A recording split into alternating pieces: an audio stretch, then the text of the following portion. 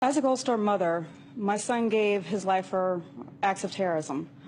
Do you still believe that the acts of terrorism are done with a self-proclaimed Islamic religious motives?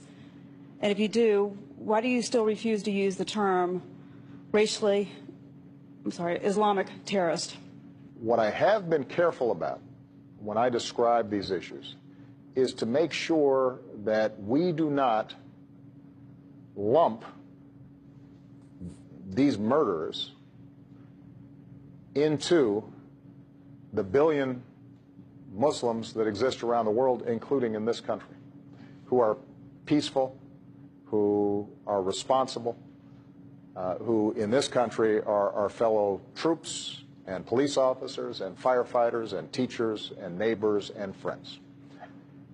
And what I learned from listening to some of these Muslim families, both in the United States and overseas, is that when you start calling these organizations Islamic terrorists, the way it's heard, the way it's received by our friends and allies around the world is that somehow Islam is terroristic.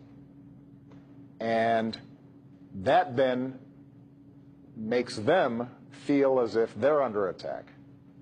In some cases, it makes it harder for us to get their cooperation in fighting terrorism. So, do I think that if somebody uses the phrase Islamic terrorism, that it's a huge deal? No. There's no doubt that these folks think that and claim that they're speaking for Islam. But I don't want to validate what they do. I don't want to, if you had an organization that was going around killing and blowing people up and said, we're on the vanguard of Christianity, well, I'm not, as a Christian, I'm not going to let them claim my religion and say you're killing for Christ. I would say that's ridiculous. That's not what my religion stands for. Call these folks what they are, which is killers and terrorists. And that's what we've been trying to do, is to make sure that, A, we don't validate their claims that somehow they speak for Islam, because they don't, and B, making sure that we do not